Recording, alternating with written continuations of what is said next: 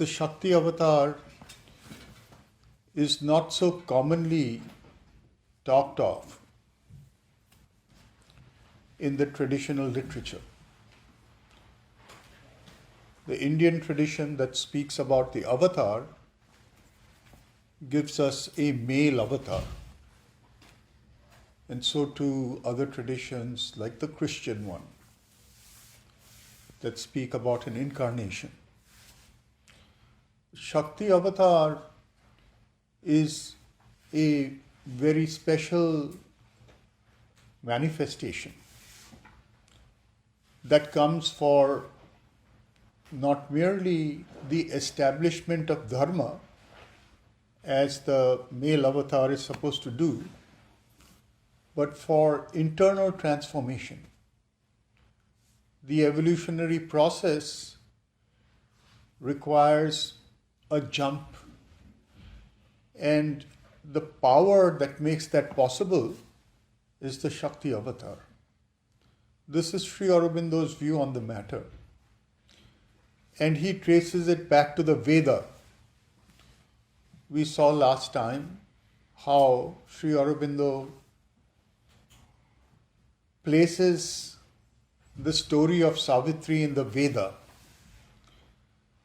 Though the Vedic roots of this story are lost to us now, we get a version of the story in the Mahabharata. And that's the version that people are familiar with.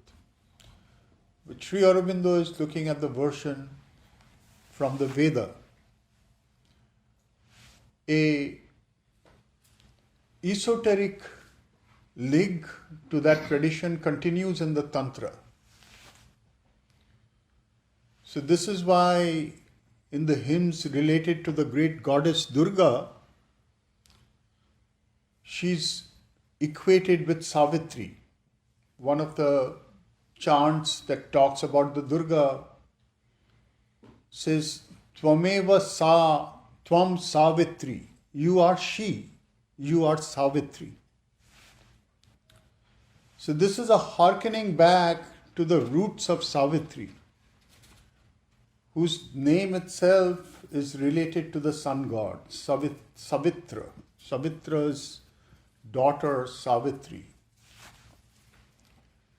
And it's the solar principle, the supramental principle. In its Shakti form, it's the Shakti of the supermind that Savitri represents. And so she comes, as this legend will tell us, in the very beginnings of the cycle of the human. Sri Aurobindo has that line, in the beginning is prepared the close. The destiny of the human is worked out in the early beginnings of time, of human time, and perhaps even earlier, of aeonic time. And so this is, in that sense, a symbolic event. That's why Sri Aurobindo calls it a legend and a symbol. A symbolic event that prepares the ground for the future. And that future, in a way, is now. And that's the reason why the sense of time in this epic is so primordial and hazy, because it belongs to another dimension where the timeless and time are meeting. The origins of Savitri and the legend or story that we are being told here is repeating in the lives of Sri Aurobindo and the mother. In that sense, there is a certain kind of connection that we can constantly see the entire trajectory of history from that time to our time, in Sri Aurobindo's words. This is foregrounded from the very beginning. in the first, perhaps most powerful canto of this book, the symbol dawn. We don't know what that dawn is. Is it today's dawn?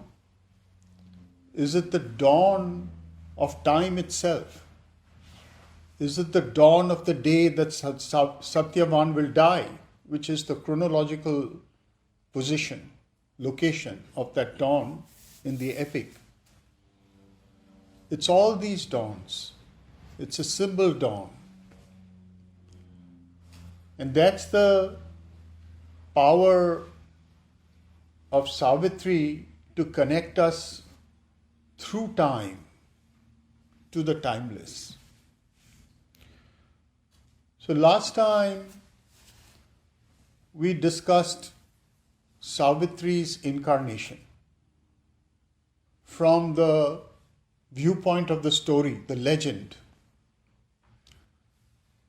the aspiration of the yogi king Ashwapati. We also discussed how it differs from the story in the Mahabharata. But the aspiration of the yogi king Ashwapati, who is the representative of the human aspiration. The first chapter with which Sri Aurobindo begins the life divine, the human aspiration. He is the archetype of the human aspiration. Calls down the Divine Mother, the supramental Mother. And we discussed that last time, how he receives the vision and the boon, as Sri Aurobindo calls it here. And Savitri agrees to be born. And we also discussed the birth of Savitri and the early years, the childhood of Savitri. And how Sri Aurobindo burdens that particular childhood with avatarhood. How the idea of the avatar is intrinsic to those lines from the very beginning. So today we will continue from there. And we'll move on first to the next canto, which is Book 4, Canto 2.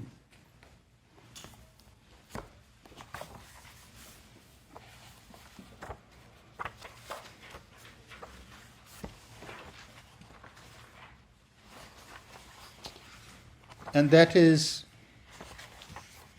the growth of the flame. In other words, the young adulthood of Savitri, leading to her meeting with Satyavan. But this passage, we discussed this last time too, from the viewpoint of something concrete, something which is not merely imagined or conceived, but a revelation of the actual life of the avatar. So it contains in itself, as I said, some historical images, ideas of the life of the mother herself. And not only the life of the mother in her childhood, but as she was at the Sri Aurobindo ashram in Pondicherry. What is the inner life of that person? We only experience from the outside something that is hidden from us. But Sri Aurobindo's words open the door on her inner life. And to some extent, what she experiences, how she experiences her existence. That's what this particular canto is all about. So I start with a few lines from the very beginning of that canto that prepares us to understand Savitri in her young adulthood. As she's growing up in her father's kingdom, Madra. A land of mountains and wide sun-beat plains and giant rivers pacing to vast seas, a field of creation and spiritual hush, silence swallowing life's acts into the deeps, of thought's transcendent climb and heavenward leap, a brooding world of reverie and trance, filled with the mightiest works of God and man, where nature seemed a dream of the divine, and beauty and grace and grandeur had their home, harbored the childhood of the incarnate flame. So we see from the very beginning Sri Aurobindo's power of presenting an environment, a landscape, in a few words. It's words that impress themselves directly on our consciousness.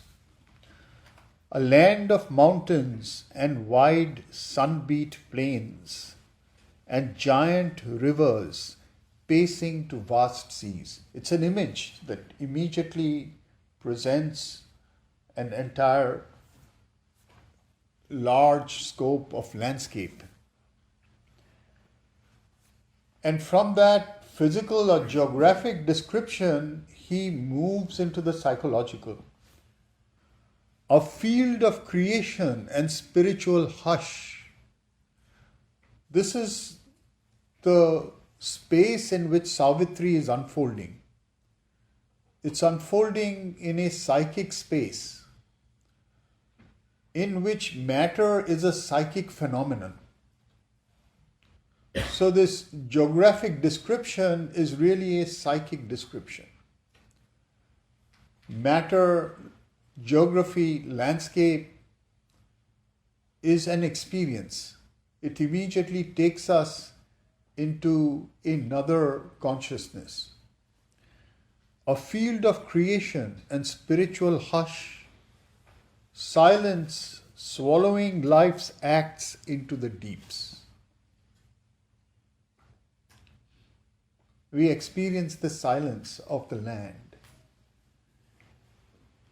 It's a spiritual experience of geographic land.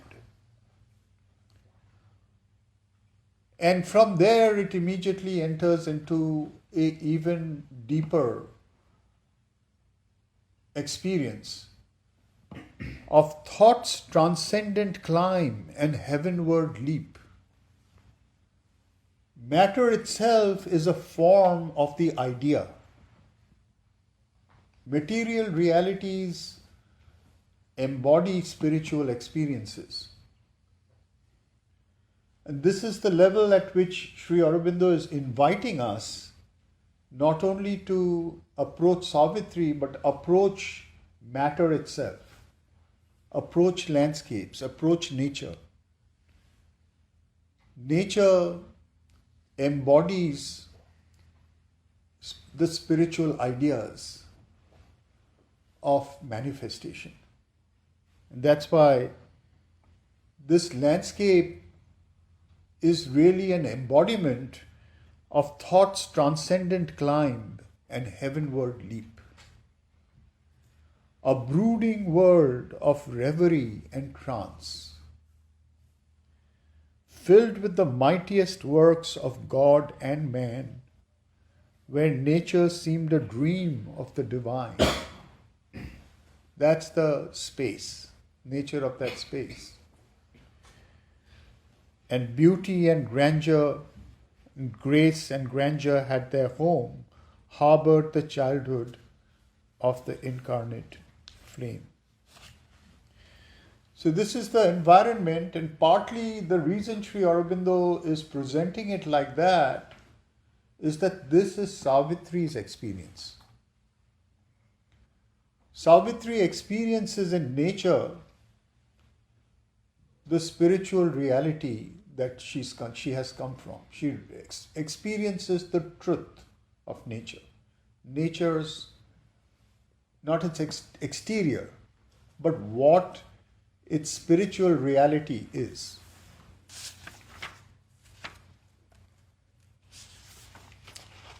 And I'll move on to page 362. The continuation of Savitri's description. A boundless knowledge greater than man's thought, a happiness too high for heart and sense, locked in the world and yearning for release, she felt in her. This relates to what we've just discussed. The world is a spiritual idea. But we don't experience it like that. However, to one who experiences it like that, it is as if the very reason for nature's existence is to reveal itself. And in revealing itself and being shared, you see, this is how earth becomes world. Earth becomes world in the consciousness in which it is lived. So in our being able to experience a certain power of consciousness in our lives and manifesting it collectively, we turn earth to world. And it's a world of a certain kind. This is called worlding. Making world. We make the kind of world we experience and the kind of world we can share. Depending on the consciousness that can be shared, a certain kind of world is born. And the power of the word is very important in that. That's how Sri Aurobindo sees it. That's the mantric nature of this text. And that's what, in a sense, he's talking about, what Savitri carries in herself. Waiting as yet for form, it asked for objects around which to grow, and natures strong to bear without recoil the splendor of her native royalty, the greatness, her greatness and her sweetness and her bliss, her might to possess and her vast power to love.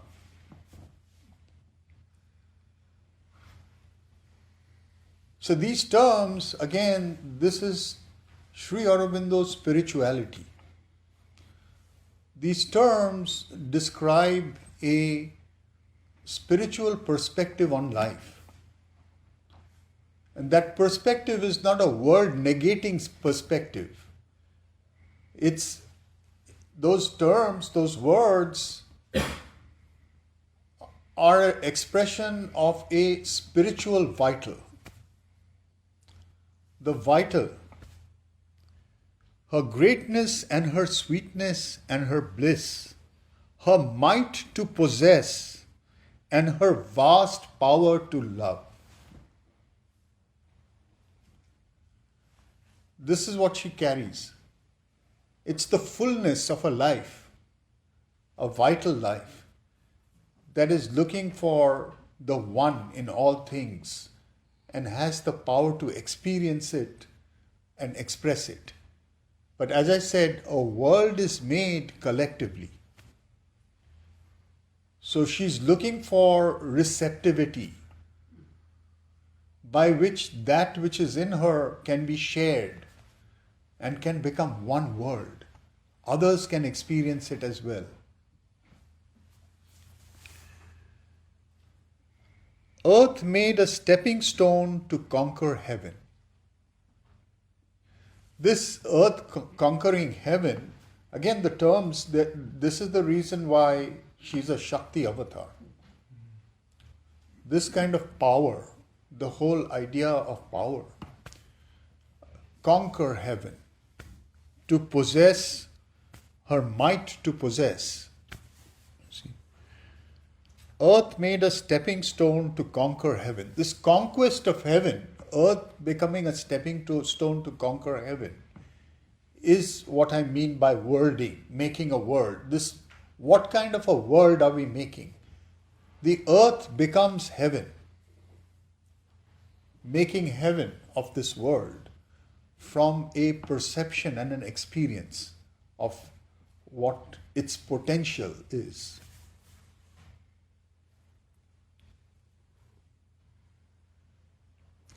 The soul saw beyond heaven's limiting boundaries, met a great light from the unknowable, and dreamed of a transcendent action's sphere.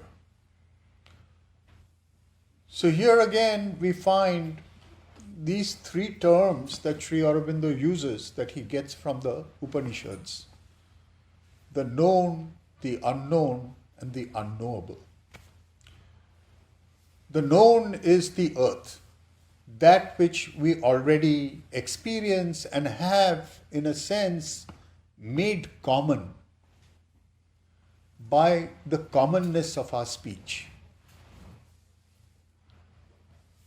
The unknown is its potentia, that which is hidden in it, the heaven that it contains. The unknowable is that which has not yet come into manifestation, that which has not yet entered the cosmos, a new rung in evolution, that which is to happen, which is what Savitri represents. The avatar carries the unknowable. The avatar carries a power that has not yet stabilized itself in nature. So this is the unknowable that she's reaching towards, from the known through the unknown to the unknowable.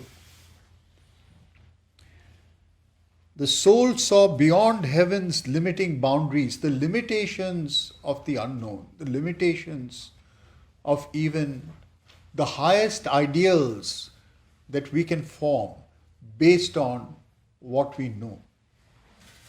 Met a great light from the unknowable and dreamed of a transcendent action's sphere. That's the transcendent world that becomes active, action. It's not a transcendence for disappearance. It's a transcendence for world making. Aware of the universal self in all, she turned to living hearts and human forms. Her soul's reflections, complements, counterparts, the close outlying portions of her being, divided from her by walls of body and mind, yet to her spirit bound by ties divine. We see a world of separation. That is what avidya is. It is a manifestation of the power of cosmic mind. Cosmic mind that has been called Maya divides that which is without division, indivisible. The one becomes many, and the many become separated, divided. And these divisions are so completely, radically divided, they don't know each other anymore. Yet to the soul, they're all horizons of the same. Each other is an expression of one's own infinite horizon. One encounters one's own infinity in another.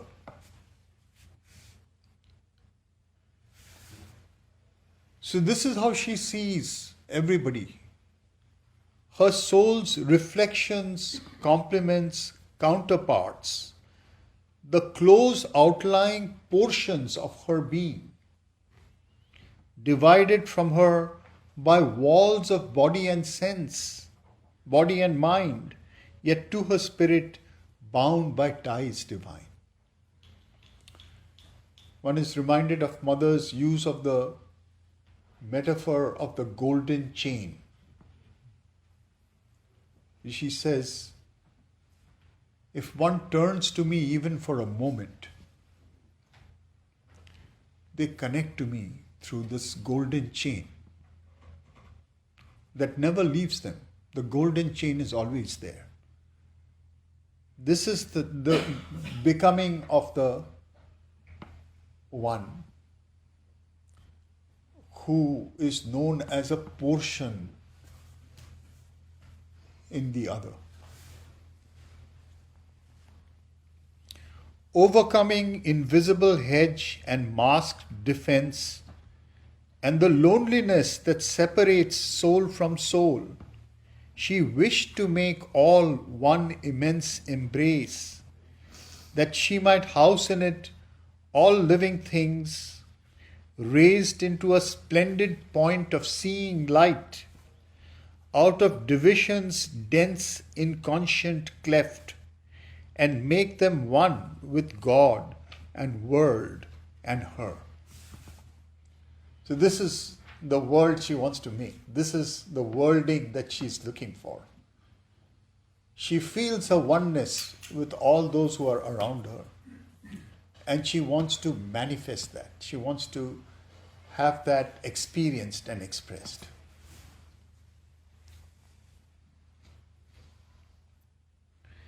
Only a few responded to her call. As that Sri Aurobindo points out over here, out of divisions dense inconscient cleft, a cut, a cleavage, something that has completely cut through and separated. The word cleft, it is like Kali's sword. Kali from that viewpoint is the Maya. Her sword cuts and creates that cleft where separation can take place. The overmind Maya. The separation takes place through the appearance of the inconscient. That's why it's the dense inconscient's cleft. The appearance of the inconscient makes us feel as if everything is broken into particles. And these separations, as it were, make us feel individual, but also individual in a sense of being separated, isolated, alone. So lonely, a loneliness.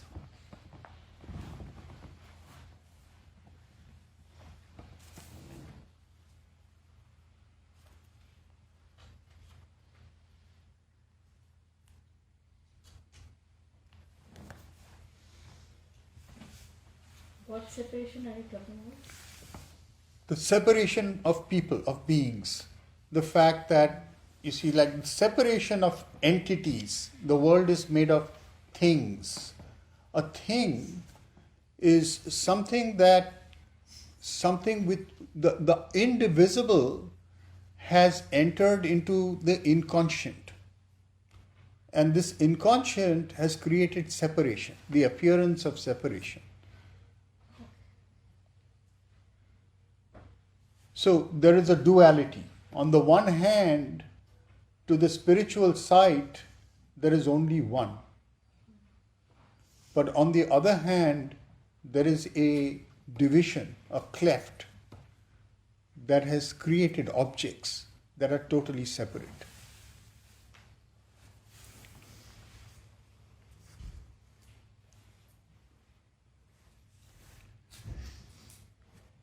And out of that separation, this is the whole idea of Sri Aurobindo, the meaning of the separation. We are not meant to go back into an indivisibility. That is making world. Making world is recognizing the oneness of the separation, living a collective life in which there is one and many at the same time.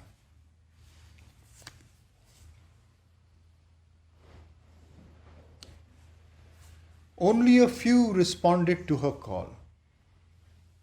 Still fewer felt the screened divinity and strove to mate its godhead with their own, approaching with some kinship to her heights. So some, very few, caught a glimpse of the inner life of this being. A few responded to her call. In other words, a few felt attracted by her existence, her aspiration, her relation. And of those few, even fewer got a glimpse of who she is, the power that she contained, the vision that she contained. And those few were already, in a sense, yogis of a certain kind. They were aware of their own divinity and wanted to mate their divinity with hers, become intimately in relation with her. They're like people, so you can think of a hierarchy of relations. From great distances, somebody just is attracted by somebody else, to somebody who is a true spiritual friend, or even a true spiritual intimate of somebody else. Because by their inner spirit, divinity, they contact the divinity in the other. And strove to mate its godhead with their own, approaching with some kinship to her heights.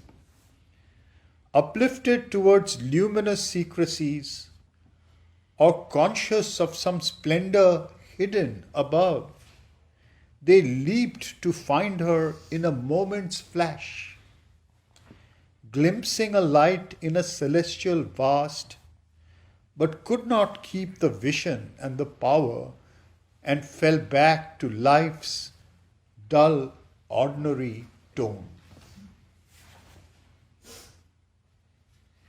So it's for a moment there's a flash that you recognize something, like a comet or like a star that suddenly flashes, and there's an expansion of one's life. There's an expansion and an ascent. One rises to a higher consciousness in which one sees not only the other, but one sees one's own highest possibilities in the world that that person is creating. What is our place in that world? What's our true place in that world? Only a glimpse is got. And then one falls back into life's dull, ordinary tone. The descent back to, because that is the work of yoga. Sri Aurobindo and the mother, this is one of the reasons why Sri Aurobindo said the mother offers a unique opportunity. One can try to do the yoga by oneself, but the mother offers a unique opportunity in that here there is an actual embodiment of where we are supposed to go. We catch a glimpse of the fulfillment. And in a moment we are raised up to our own heights, what I can become. But we fall again back to our usual self. But that momentary rise prepares the entire life. prepares the yoga for us. It prepares the aspiration and the climb and the journey that will not stop until it achieves what it has seen. A mind-daring heavenly experiment, growing towards some largeness they felt near, testing the unknowns bound with eager touch, they still were prisoned by their human grain. They could not keep up with her tireless step. Too small and eager for her large-paced will, too narrow to look with the unborn's infinite gaze, their nature weary grew of things too great. See, Nirodharan has written in his 12 years with Sri Aurobindo that once they were invited into that room with Sri Aurobindo, for a while there was a feeling as if they were in another space altogether. But after a few days, it went back to being any other place. And he's written about that. And then he actually asks Sri Aurobindo about this. And he says that it's by his grace that he dimmed his consciousness so we could feel comfortable there. He created that world where one can feel comfortable. Otherwise, he uses this term over here, their nature weary grew of things too great. This weariness, this tiredness, it's a tiredness, it's an integral tiredness, the tiredness that one feels with the body, because one can't bear that intensity of consciousness for long. You know, this, in another context, they talk about Sri Chaitanya, who would occasionally, Sri Aurobindo talks about Sri Chaitanya as a very special kind of avatar in the essays on the Gita. He was like almost the avatar of devotion, and that intensity would reach a certain point where it would flip and he would become the divine, become the Lord. And those who've recorded this from his lifetime, they say that when that flip took place, it was like everybody in the room was lifted to a completely different world. And after a while, it was so painful, they wanted to get out of there. It was too painful even for the body. Why was it painful? Because the intensity is too much for the body to bear. The limits of the body are stretched. Even the body has a range of consciousness that it can bear. Of the people who were experiencing it. Yeah. Like a divine autism. Yes.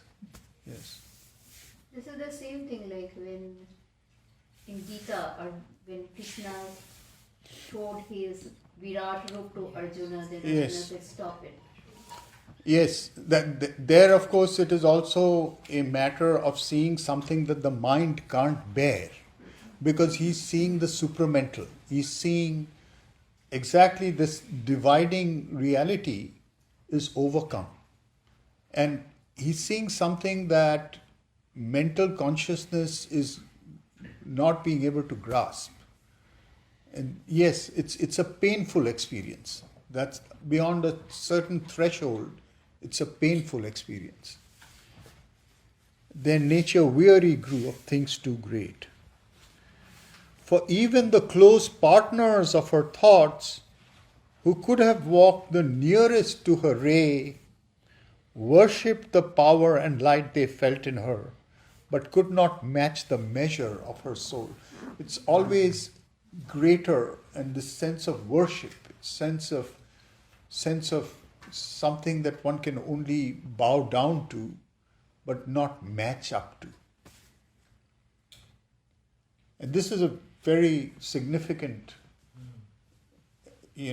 thing that Sri Aurobindo is saying. Usually we try to put on a pedestal the gods or the gurus or whoever one wants to. And Sri Aurobindo is saying over here that in a sense that's the best we can do, but that best is not what we are expected to do.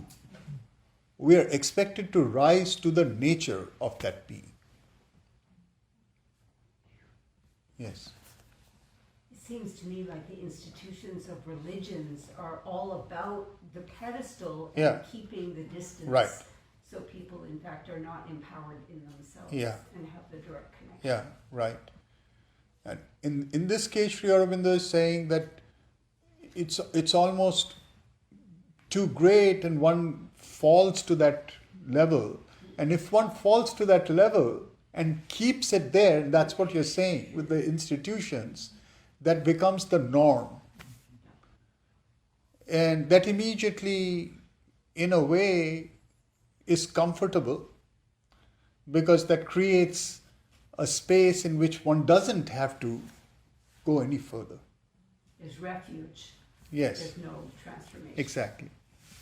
Yes. So I think it's like what Jesus said, you are all children of God. Yeah. And a child shares the same nature as the parent. Yeah, But it just, it has to develop yeah, and has to evolve. exactly.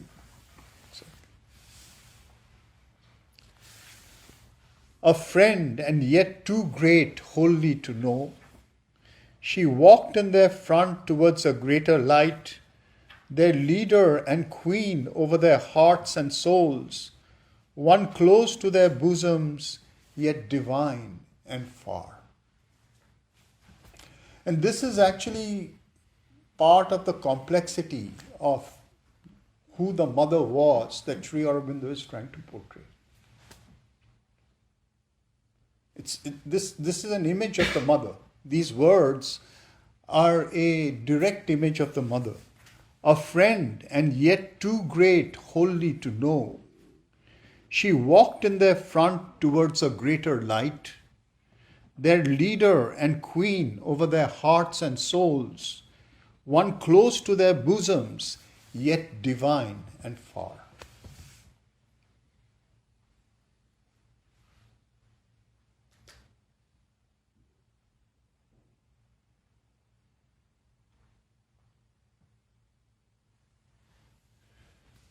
And also one has to recognize this nature of the unknowable, because there is something there that we are being invited to, and yet it is beyond even what the cosmic boundaries give us right now. In a sense, one is reminded of those lines from the Upanishad. The one unmoving is swifter than thought. It is very near to us, yet it is very far. How does a person, a common person, know if they have reached consciousness or the moksha, as they say? So, this is a slightly different question. It's an important question. You don't reach consciousness, you're conscious already. The question is, everything is conscious. When we are talking about consciousness, if you're talking about consciousness as the origin of whatever is conscious, right?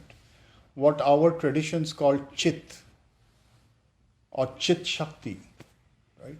And if by moksha that's what you mean, how does one reach that consciousness? That consciousness is reached in your experience. There is an experience of the one as pure consciousness. What do you mean by that? I don't mean anything by that. It's only an experience. It all comes by regular sadhana. It doesn't come so easily. So once a person reaches that, would it continue?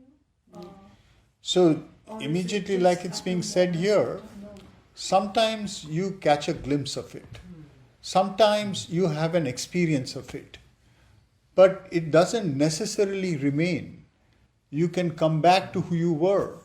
But that starts off a journey of gradual transformation.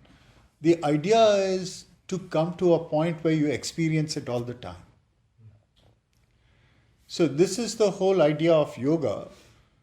Everything in yoga is experienced gradually, and then over time one assimilates it and it becomes normalized. What are the things you should do or can do to achieve that state of, There is no one answer to that question. And there are many books written about it. But ultimately, you know what you have to do. Yes. Because you are already there inside somewhere. It's only whatever you read and whatever anybody tells you is only a trigger for your own guidance, your own journey. What a book like this does, or what this is talking about does, is give you a glimpse. And that glimpse, that's this thing about the golden chain, it captures you and it actually leads you, even though you may not be aware of it.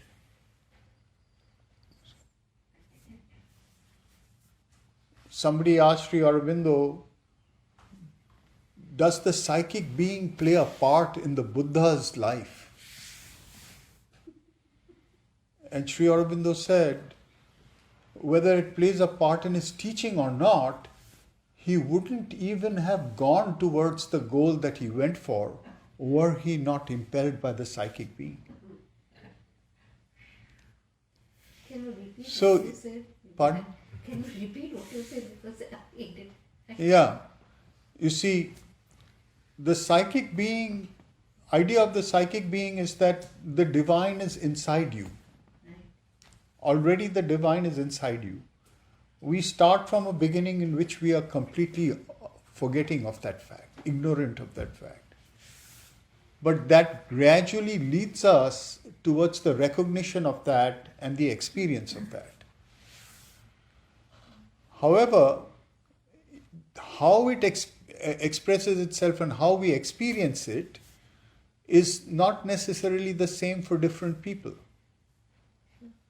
So, when the Buddha becomes the Buddha and teaches his path, there is no sign in it of the psychic being. He's teaching a certain kind of process. He's not teaching a process of connecting with the divinity that is inside one. He's teaching a process meant for a certain kind of goal. So somebody is asking Sri Aurobindo, you're talking about this divine within. Does the Buddha have any place for it? And he says whether he has a place for it in his teaching or not. Were it not for that, he wouldn't even have sought. In other words, the divinity that's inside you has brought you here. The divinity that is inside you is asking these questions. It is that's leading you to look at this, look at that. But it's already there inside you. And as it manifests itself, you'll receive its direct guidance. You don't need somebody else to tell you.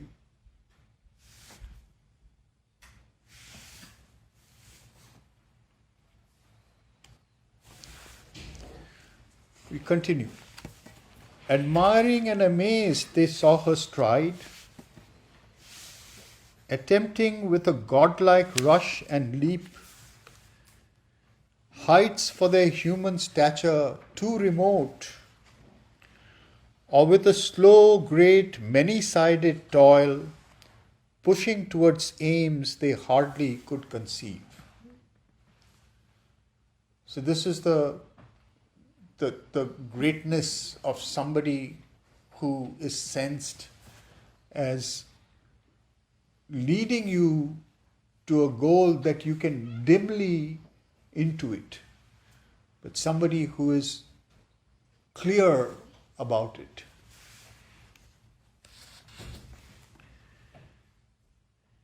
Yet forced to be the satellites of her sun, This is where the golden chain comes in. The fact that these beings who are around her, they become part of her existence, whether they like it or not, even though they want to escape. So mother says at one place, in a certain moment, on a certain day, you made a pact with me. And today you have forgotten, but I have not forgotten. This is the fact, this is the whole thing about the golden chain, that we may go away, we don't even know what it is. But you are her satellite. She's pulling you along with her to where she's going. Yet forced to be the satellites of her son, they moved, unable to forego her light. There's this duality. There's a gravitation, as Sri Aurobindo says. There's part of us who hates this journey. It's only in the beginning there's a sense that I've received something beautiful.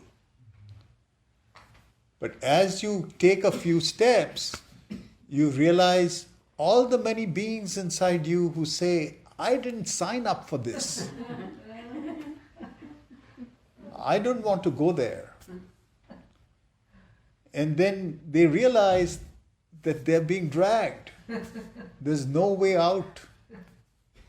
I was thinking, isn't there a quote that this will be the hardest work you ever do? It's Sri Aurobindo himself says something like that.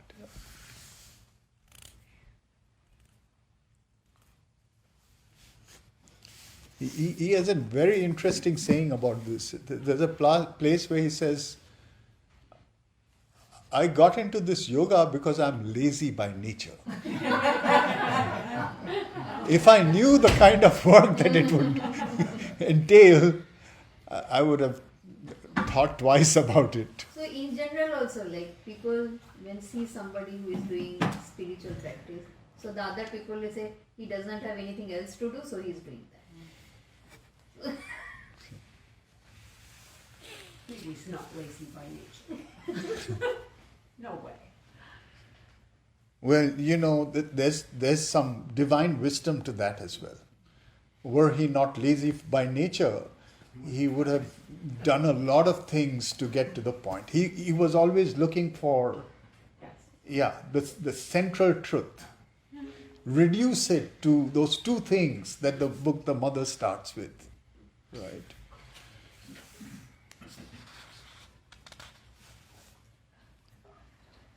Desiring, they clutched at her with outstretched hands, or followed, stumbling in the paths she made. Or longing with their self of life and flesh, they clung to her for heart's nourishment and support. We humanize the divine. If you look at all the literature that comes out about the mother from Pondicherry, you feel that she's a human person that people want some little bit of love from, or a little bit of some kind of nurture from. What she has come to do is totally secondary at that level. So that's the point, that they clung to her for heart's nourishment and support. The rest they could not see in visible light. Vaguely they bore her inner mightiness, or bound by the senses and the longing heart, adoring with a turbid human love, they could not grasp the mighty spirit she was, or change by closeness to be even as she. To change by closeness.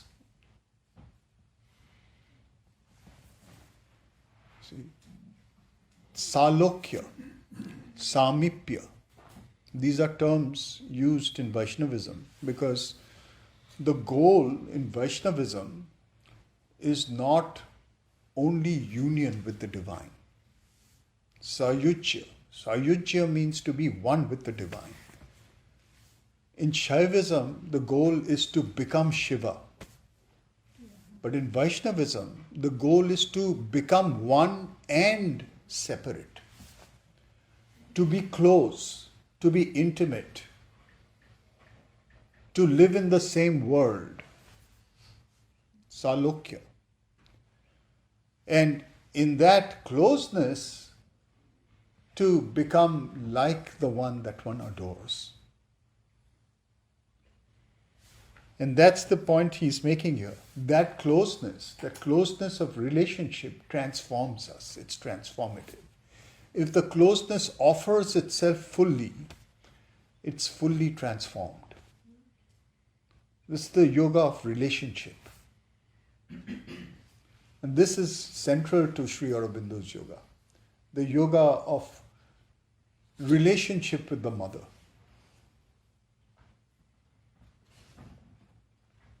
Where she's experienced close to us at every level.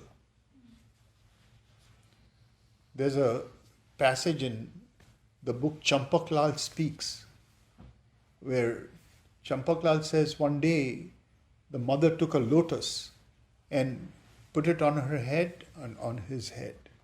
And then one by one, every center down to the feet.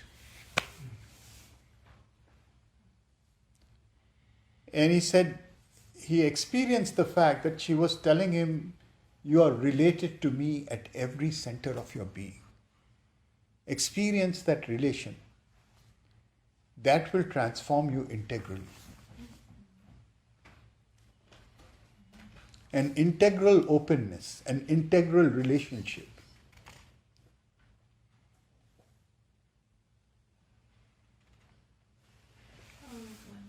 Yeah. Just kind of sharing, and also I think if you could elaborate on this, that I got Sri Aurobindo and the mother came to know about their teaching here, and then after that 4 years later I went to moved to Pondicherry.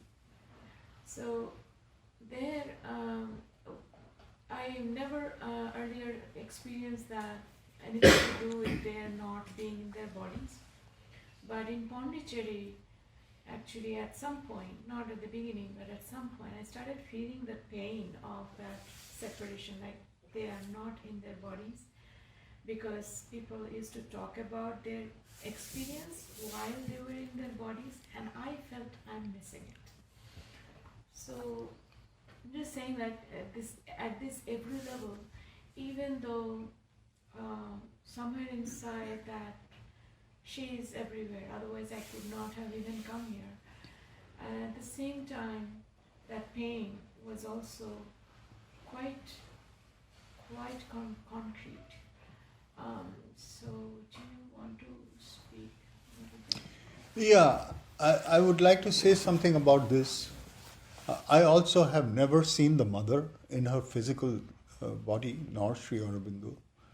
But the mother says that the true physical is the subtle physical. And honestly, I don't think that they have died. That their subtle physical existence is as concrete as ever. And one can relate to them at that level. It's only people who talk about them as having died in the body that are extending a kind of experience that we then accept as our reality as well. I don't feel this way, actually. Yes, Ananda. Well, Nalini wrote that vision. Yeah. And it sounds like that's what he saw.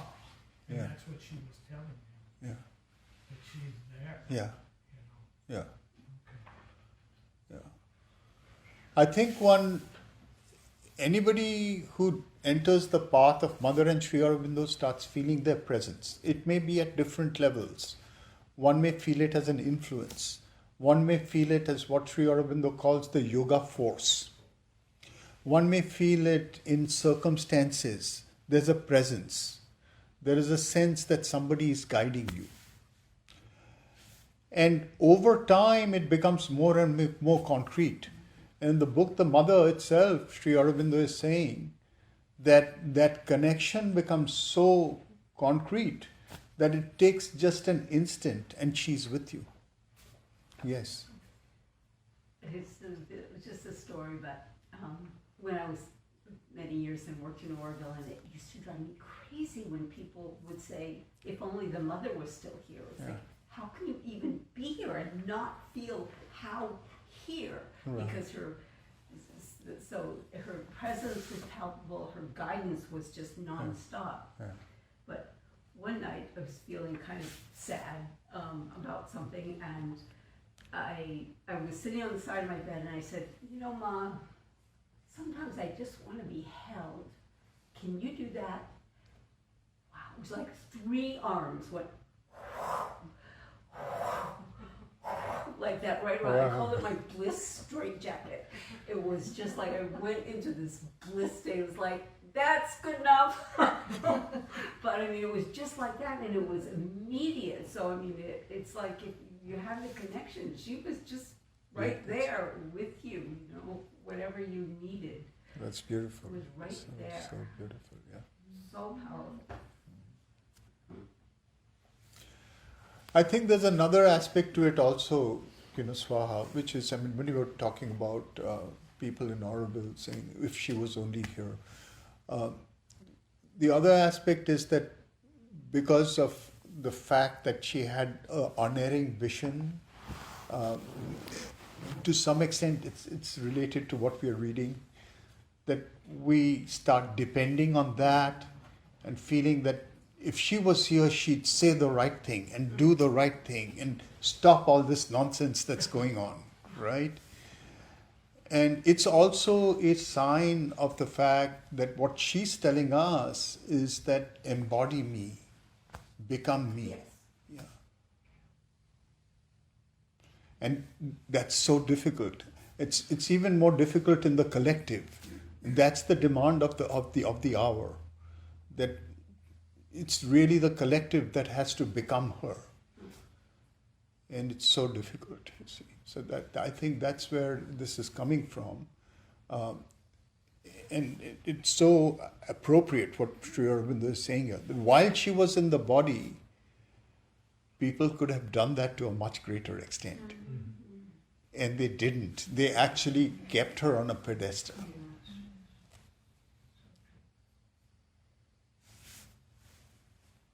Yes. So when you mentioned that in Shaivism they say become a Shiva, so that's the Advaitva that they are talking about. It's a kind of Advaita. There are 2 kinds of Shaivism. One is the Kashmir Shaivism. The other is the Shaiva Siddhanta. Shaiva Siddhanta is dualistic. That believes, it's more like Sankhya. It believes that there are millions of Shivas. You are a Shiva. You are not the Shiva. You can become a Shiva. While the other one believes that you can become Shiva, which is more like an Advaita, but they are also not Advaitins because they believe that Shiva is integral. Shiva is Shiva Shakti. And the Lokya, that Vaishnavism that you mentioned, that's a Vishisht Advaitvad or? Not only all the there are Vishisht Advaita is only one of the early Vaishnavisms. All the Vaishnavisms believe that the aim of life is to have relationship and closeness with Krishna or Vishnu. But not to become Krishna. To become, some of them are saying to become and to have relationship. But that becoming is momentary. Like the example I gave of Chaitanya is exactly that example. That one's delight is in being in relation as a devotee, but the intensity of that becomes so great at a certain point you switch and become the object of devotion. So creator and creation always remain separate, or? For them, yes. Because if it doesn't remain separate, there is no world. It's paradoxically separate. In other words, it's 2 and 1 at the same time. See? when we say, does it become separate, we are talking the language of the mind. We are talking the language of avidya, of already separated reality. It is separate and not separate.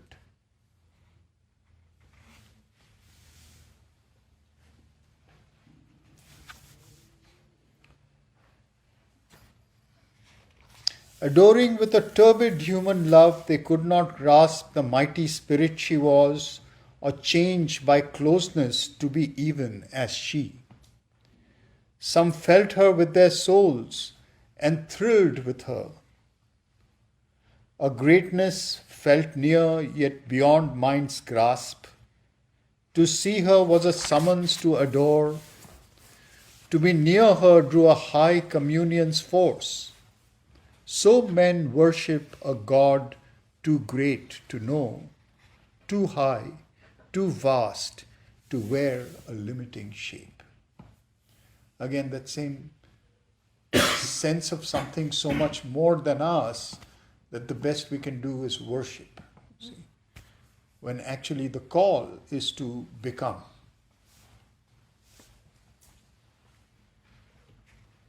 They feel a presence and obey a might, adore a love whose rapture invades their breasts.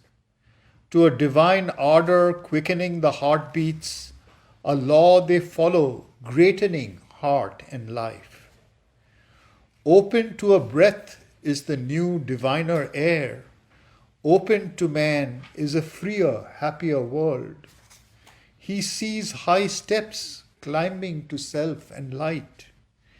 Her divine parts the soul's allegiance calls. It saw, it felt, it knew the deity. So there is a constant call, a constant magnetism, a lifting to an ascension, a lifting to a certain goal that one can feel if one does not reduce her or make her into something that will always remain beyond one's scope.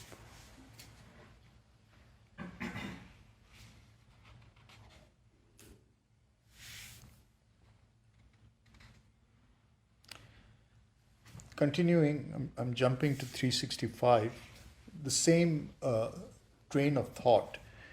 But mid this world, these hearts that answered her call, none could stand up her equal and her mate. Again, now this term, of course, we are looking at it from a spiritual point of view, but there's also the legend that's going on.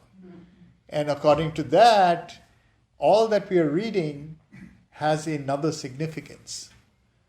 Savitri is becoming of age.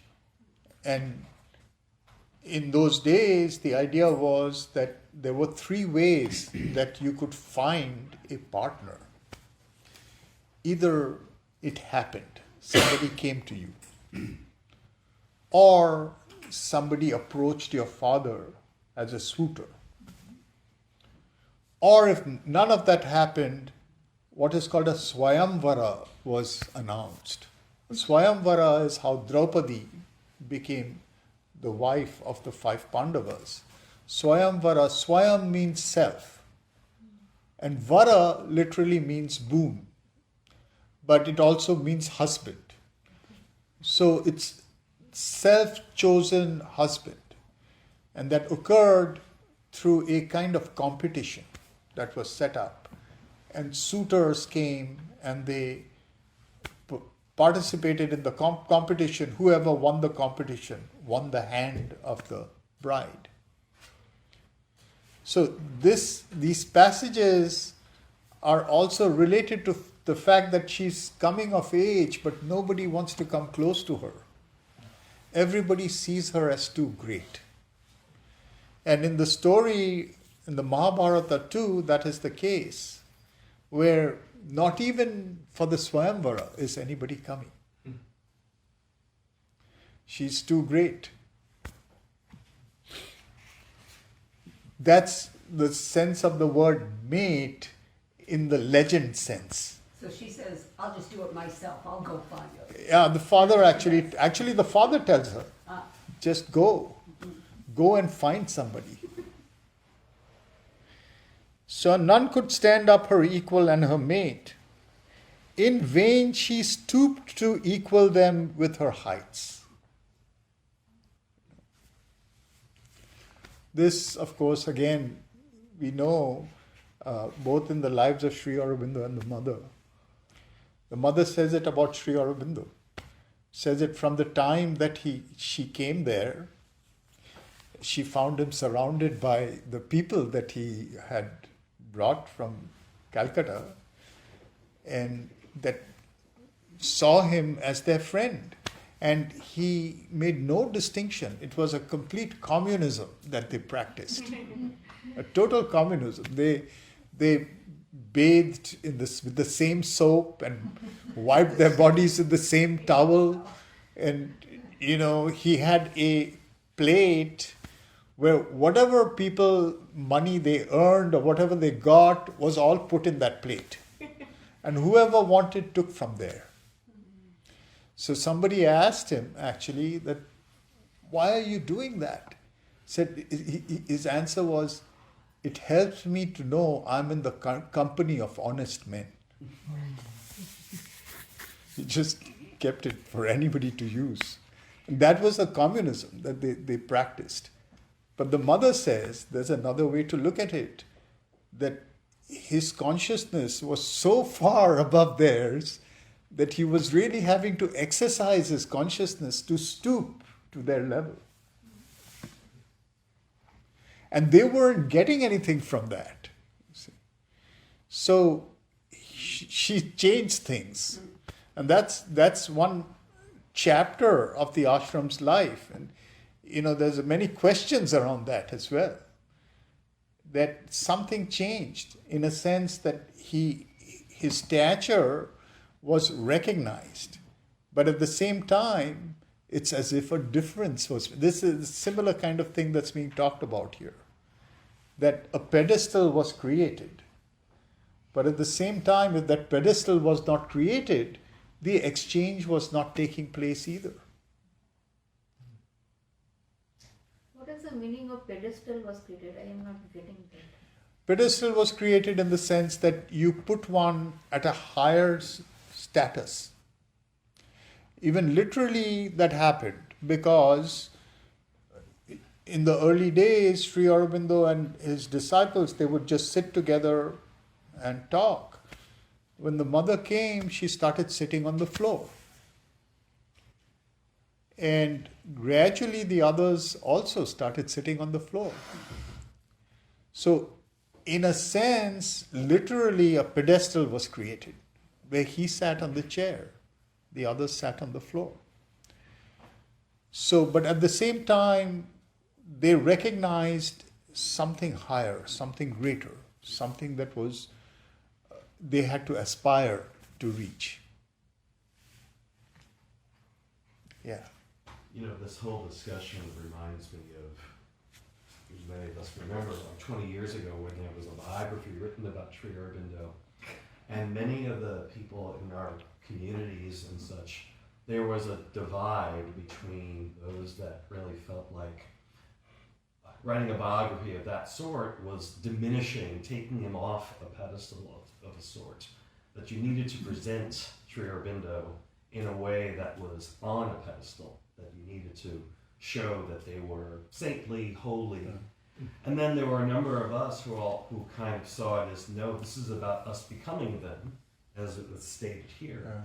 And really that the honesty of what did Sri Aurobindo really look like without getting airbrushed, or what did, right? What did, the struggles that they may have had working with their bodies and working with their emotions and all, that would be valuable to us if we wanted to become them. That makes it so, in a sense, for many of us, we were kind of even rising into a higher pedestal because they were full human beings.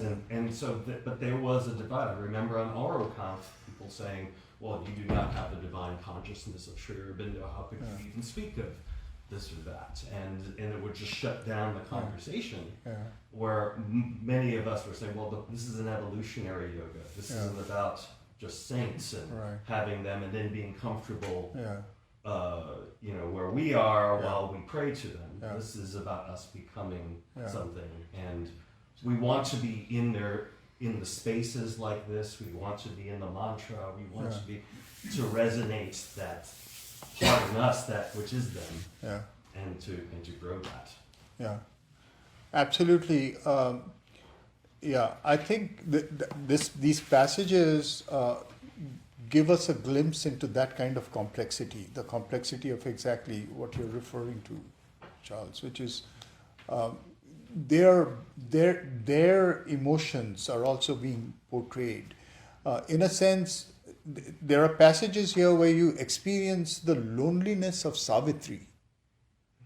The fact that she also has emotions. The fact that what she's trying to do and the people she's trying to reach, she can't reach because they're cutting her off. She can't be close to them because they don't want to be close to her.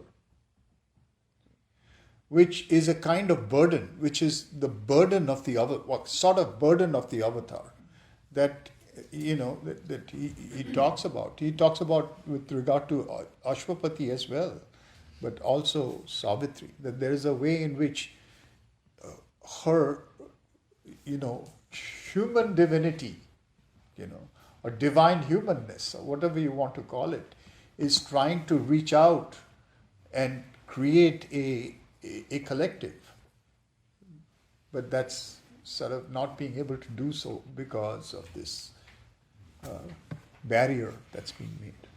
Devashish, Yes. I remember very clearly many years ago, a group of us had a conversation about the fact that we had never had the privilege of being with Mother Aurobindo physically. Yeah. And there was the expression of a sort of, I'm not going to say jealousy, but they were so fortunate to be with them. Yeah.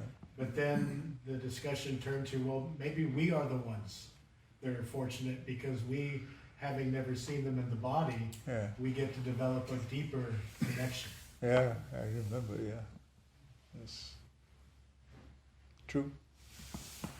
So no one wants to come near Savitri because they all know that she is like a powerful person. They don't know, but they do experience something different. They experience a power that's extraordinary.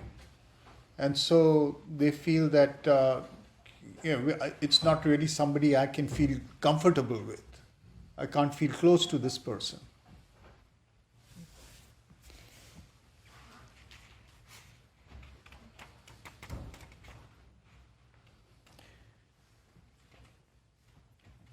Too pure that air for small souls to breathe, these comrade selves to raise to her own wide breadths her heart desired, and filled with her own power that a diviner force might enter life, a breath of Godhead great in human time.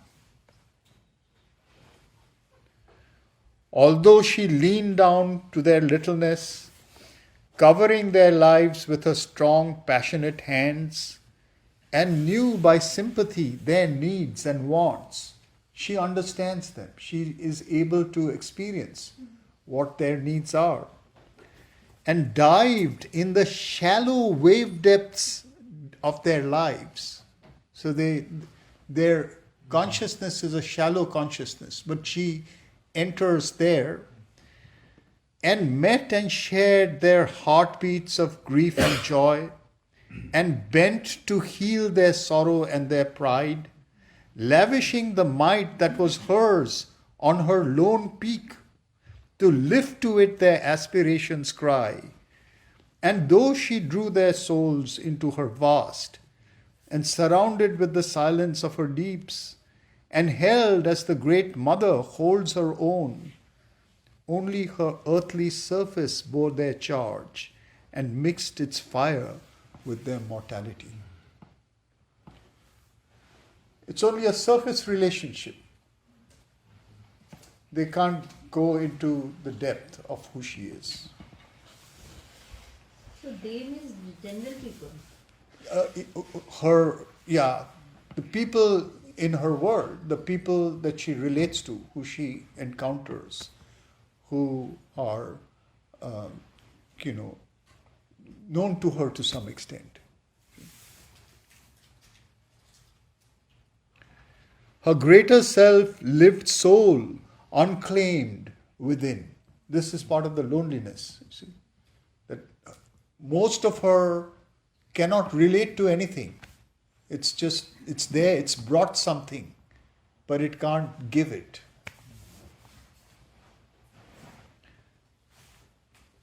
To a littler extent, many of us feel that, that to the extent that there is something that we all carry which is impossible to really share.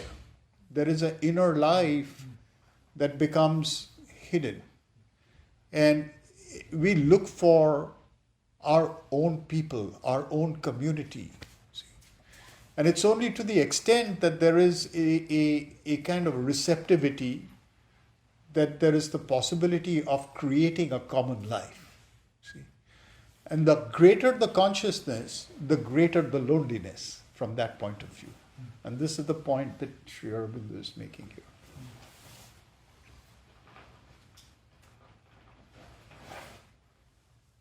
Her greater self-lived soul unclaimed within. Oftener in dumb nature's stir and peace, a nearness she felt, she could feel serenely one. So here we are coming to another aspect of this whole thing. We are moving from the human to the non-human. So in this sense, that whatever human life, whatever civilization can afford is lacking. And here again, it's this passage again is interesting from the view, whatever we've read so far, from the viewpoint of spirituality in general, because just like the very notion of Savitri, who comes to know that her husband is going to die in a year, ordinary spirituality would have said, so what? Everybody dies. If she's a spiritual person, she should just accept that. But the whole premise of this book is that the intensity of her love is itself spiritual. That's why it is not a work which is traditional in its spirituality. The same over here. One could say to be spiritual is to be solitary. But here the idea is to be spiritual is to create a spiritual world. To be spiritual is to be able to share one's spirituality. And that person who bears the burden of that greater consciousness has an even greater need to be able to share it. The value is reversed. It's an inverse valuation of not solitude so much as the ability to share the deepest things that we have.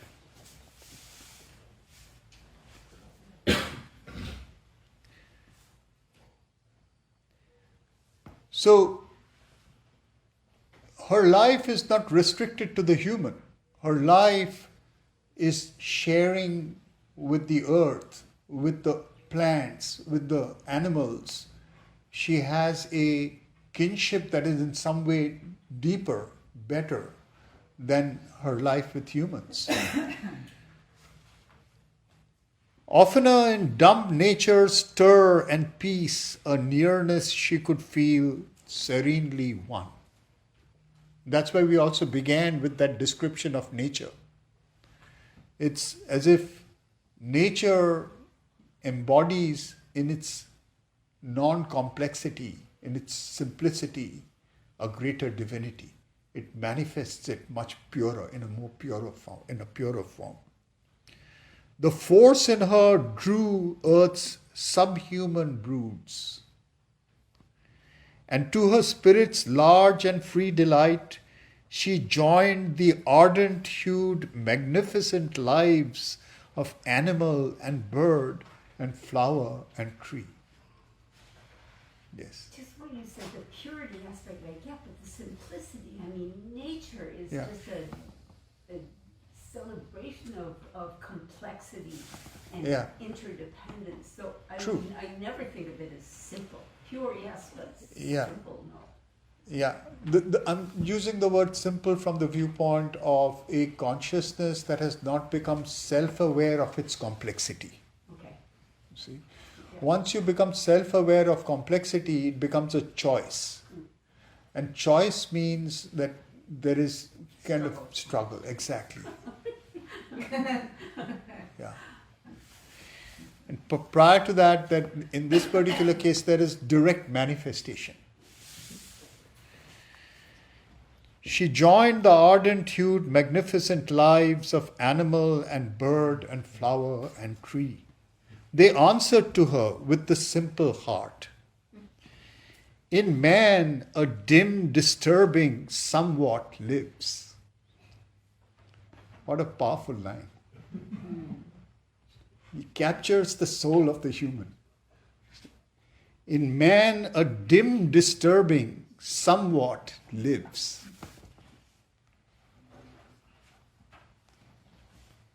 There's a disturbance all the time. There's something like there's a disturbance and agitation and dissatisfaction. In some ways, Sri Aurobindo will actually give a higher value to it. He'll call it the divine discontent. It's what makes you not satisfied. Yeah. But it's also that which takes you away from the path. It makes it so difficult to follow that which gives us the fulfillment we need. It knows but turns away from the divine light. We have the choice, so we can choose to go against it. We know, in Bengali there's a term, Gyan Papi. Knowledgeable sinner. You know, but you choose to go against it. It knows but turns away from divine light, preferring the dark ignorance of the fall. The fall here, of course, is the fall to inconscience, but it also carries the shadow of the idea of the fall in Christianity, see, or the fall in Heidegger, which is what he calls the oblivion of being. See? There's a fall. There is a certain way in which, for evolution to take place, a fall has to take place. Some kind of a descent.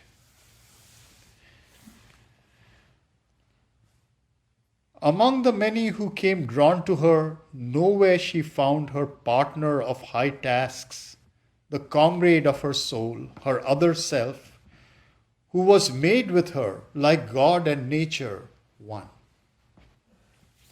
So here, of course, in these passages, again, this is one of those passages with so many levels to it.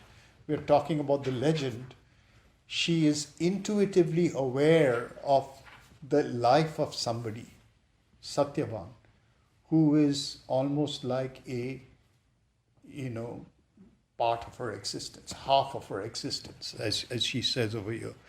Her other half, the comrade of her soul, her other half, who was made with her, like God and nature, one. But the metaphysical sort of height of this is what he points out. God and nature, Purusha and Prakriti, Ishvara and Shakti. The duality that's necessary for any creation. The relationality that's needed. Any creation needs relation. And in its archetypal essence, that relation is the relation of the divine and its own infinity seen as another. Its own infinity as a power to manifest.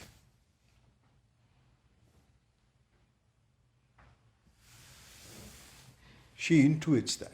Yes. In this God and nature, Purusha and Shakti, Ishvara and Shakti. But at the same time, she was the daughter of the sun, Yeah. right? Yeah. So that way, it kind of, when say the daughter of the sun god, it implies sort of that sun god is in her, like she inherited Yes. that part Yes. as well. So,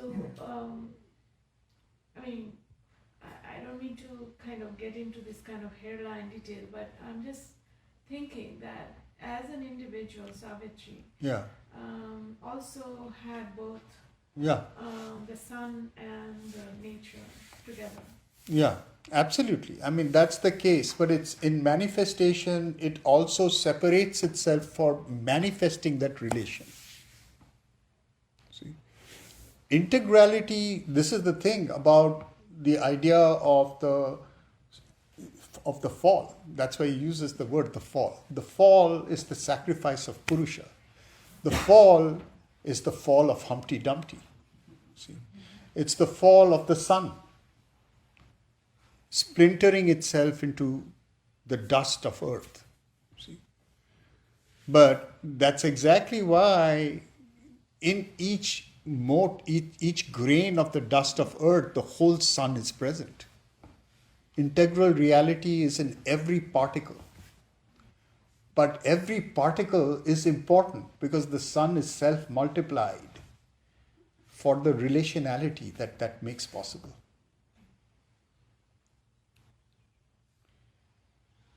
So to manifest it, to manifest that integrality as two infinities that open up a field of infinite relationality, that is the very meaning of manifestation.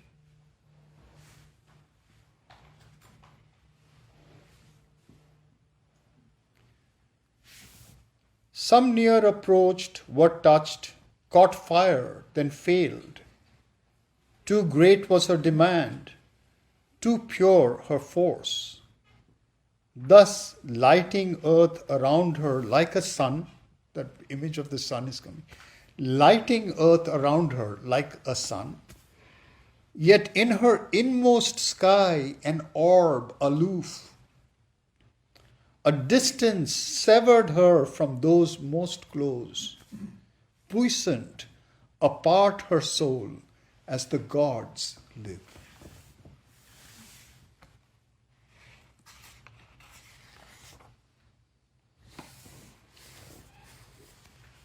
Her mind sat high, pouring its golden beams. Her heart was a crowded temple of delight. A single lamp lit in perfection's house, a bright pure image in a priestless shrine.